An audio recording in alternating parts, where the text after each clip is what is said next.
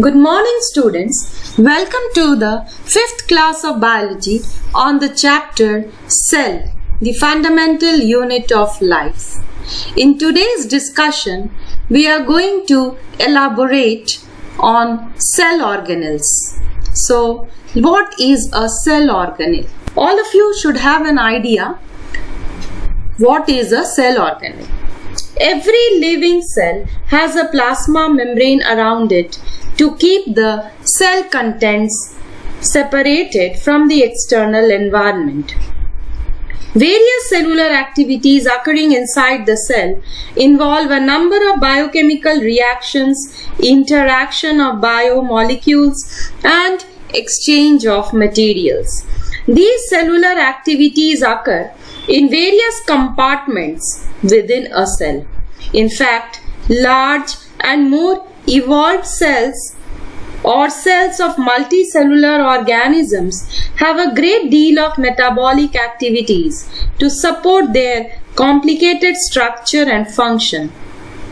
Such cells have developed various membrane-bound cell organelles within themselves to keep different kinds of metabolic activities separate from each other. These membrane-bound subcellular components are called the cell organelles. Except plasma membrane and cell wall, all other cell organelles are found embedded in the cytosol. Each cell organelle has a definite shape, structure, and function. To begin our discussion, let us start with endoplasmic reticulum. Now this is the picture of endoplasmic reticulum, whereby you can see some labels. Nucleus is labeled in the center, and from the nucleus you can find these structures are coming out, an extensive network of intracellular membrane-bound tubes and vesicles that is occupying the most of the cytoplasm, that is the most of the cytoplasmic part of the cell. The membranes of this system are lipoproteinic in nature, similar in structure to that of the plasma membrane. The endoplasmic reticulum is more prominent in young and dividing cells as compared to the old cells, and it is absent in prokaryotic cells. Here you can see that two types of endoplasmic reticulum has been labeled: the rough ER, that is the rough endoplasmic reticulum, and the smooth ER or the smooth endoplasmic reticulum. So the rough endoplasmic reticulum appear to be rough under a microscope because of the attachment of large number of grain-like structures. You can see over here these red colored dotted structures. That is the grain-like ribosomes over the cytoplasmic surface. The ribosomes are the sites of protein synthesis. Thus, the rough endoplasmic reticulum is engaged in the synthesis and the transport of proteins. Generally, rough endoplasmic reticulum is more abundant in the deeper part of the cytoplasm near the nucleus, where it is connected with the outer membrane of the nuclear envelope. You can see this is the nuclear envelope, and here it is connected. It is well developed in the cells that synthesize and secrete proteins. Now let us talk a bit about the smooth endoplasmic reticulum. It consists mainly of tubules and vesicles, as you can see in this picture. It is free of ribosomes and is more abundant near the peripheral part of the cytoplasm, where it may be attached to the plasma membrane. So sometimes the outer limiting vesicle may be connecting with the plasma membrane. The smooth endoplasmic reticulum helps in the synthesis of fat or lipid molecules, and therefore it is very well developed in the cells that secrete lipids. It forms the transport vesicles in which large molecules of proteins and lipids are transported from one cell to another or within the cells. Some of the proteins and lipids which are synthesized in the cell with the help of endoplasmic reticulum are utilized for building the cell membrane, and this process is called as membrane biogenesis. Other proteins and lipids function as enzymes, hormones, and many other kinds of biological molecules required for life activities. Now, this is a brief outline of the general structure of the endoplasmic reticulum. So as you have seen in the picture, the endoplasmic reticulum was looking like a network of interconnecting membranes distributed throughout the cytoplasm. The internal compartment is called the lumen, is a separate part of the cell with a distinct protein and ion composition. The endoplasmic reticulum's folding generates a surface area much greater than that of the plasma membrane. At certain sites, the endoplasmic reticulum is continuous with the outer envelope of the nucleus, that is the nuclear membrane, as I have already shown you.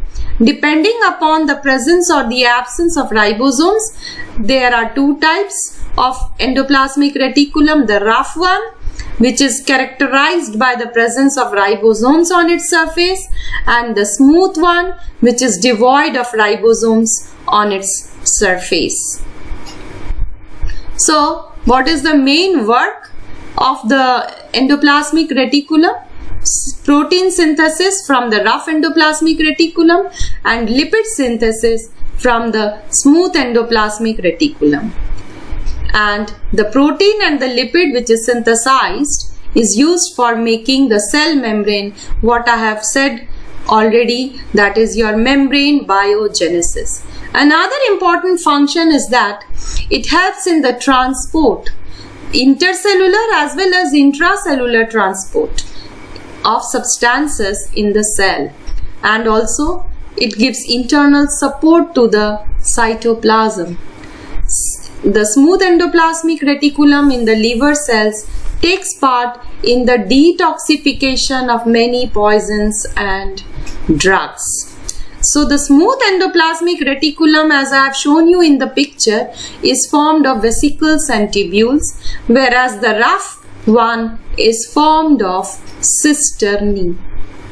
So now, if we talk about the rough and the smooth endoplasmic reticulum, then we can simply say the rough endoplasmic reticulum looks rough under a microscope because of the particles called ribosomes attached to its surface, and ribosomes are present in all active cells and they are the sites of protein manufacture. The smooth endoplasmic reticulum helps in the manufacture of fat molecules, and that is very important for cell function, and the protein and the lipid combined together helps in membrane biosynthesis. So that's all about your endoplasmic reticulum. Now let us talk about the next organelle, that is Golgi apparatus. Now a little bit about the history. It was discovered by Camillo Golgi in the year 1898.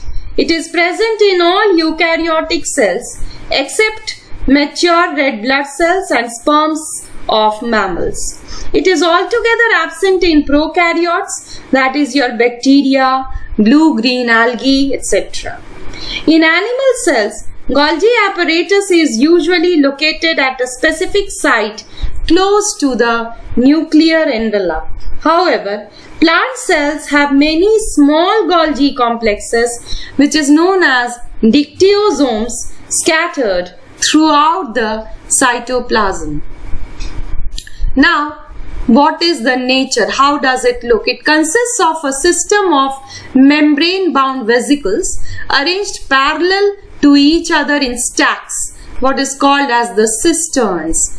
The material that is synthesized near the endoplasmic reticulum is packaged and dispatched to various targets inside and outside the cell through the Golgi apparatus. So we can say the main function of the Golgi apparatus is to store, modify and package the products in its vesicles. So, and also it is involved in the formation of lysosome.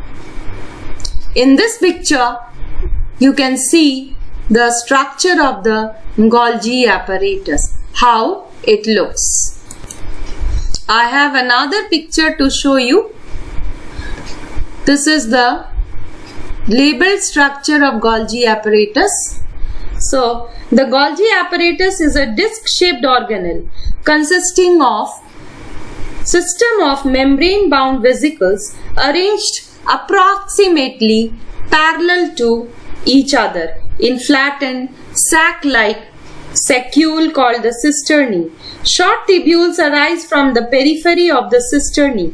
Some of these enlarge at their ends to form the vesicles, which lie near the ends and concave surfaces of the Golgi apparatus. The two poles of the Golgi complex are called as the cis face and the trans face, which act as the receiving and the shipping departments respectively. The cis face is usually near the endoplasmic reticulum. The cisternae are free of ribosomes and have swollen ends. They look like the smooth endoplasmic reticulum.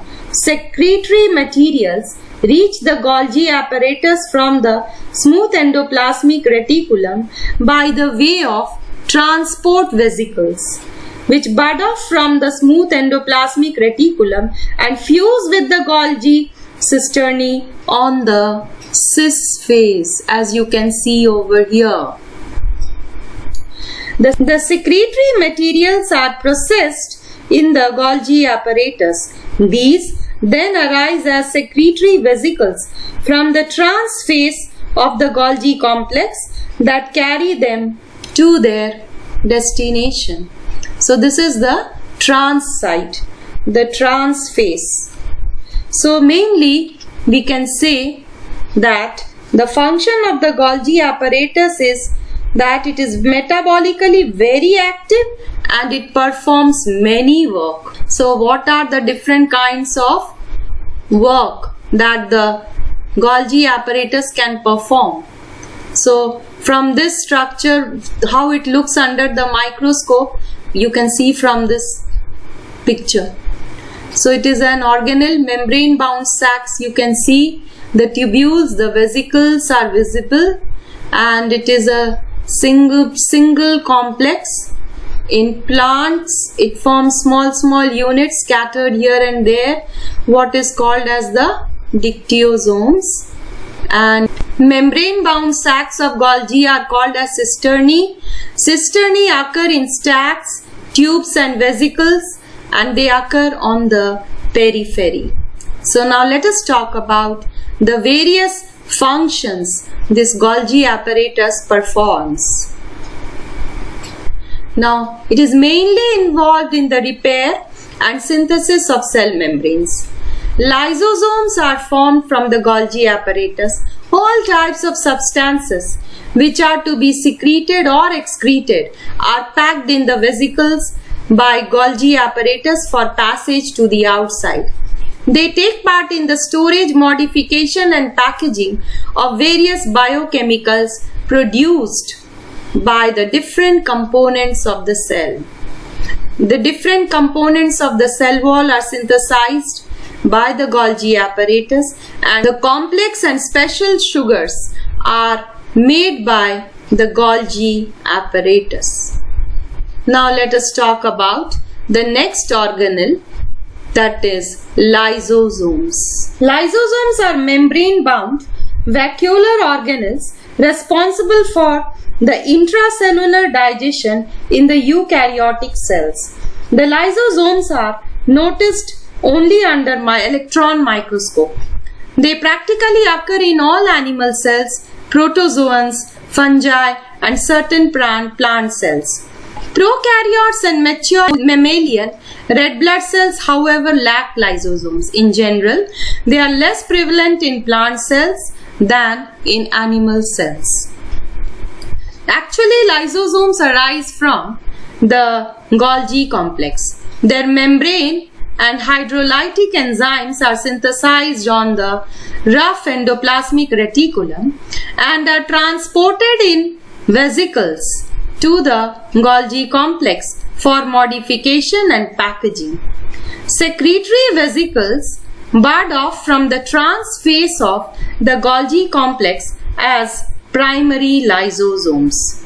So you can see over here, they are the main disposal system of the cell, and so since they are the disposal system, they keep the cell clean by digesting any kind of a foreign material or any kind of worn out cell organelles. That is, they digest it, and that way they keep the cell clean. They contain powerful digestive enzymes which are capable of breaking down all the organic material. When the cell gets damaged, lysosomes may break open and the enzymes can digest their own cell. Thus, they are known as the suicide bags of the cell. Lysosomes are generally found in animal cells, but they are absent in plant cells, and they are small spherical vesicles covered by a single membrane containing digestive enzymes for intracellular digestion and waste disposal. These enzymes are actually synthesized by the rough endoplasmic reticulum, and in damaged cell, lysosomes burst to release enzymes for the digestion of cellular components. So let us summarize the functions of lysosomes as a suicidal bag. They are the organic substances that are taken up by the cells in the vacuoles from the environment are digested in the lysosomes, and this is called as intracellular digestion. The lysosomes dispose of the foreign particles by hydrolyzing them in certain leukocytes and macrophages. This is called as natural defense of the body. Then the lysosomes also remove the dead cells and debris that accumulate at the sites of injury by digesting them, and thus they make a way for their replacement. So we can say they also act as natural scavengers or cellular housekeepers.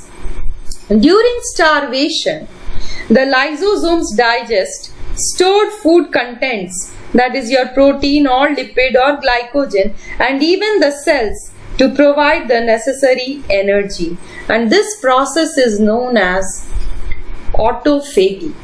So that was all about lysosomes.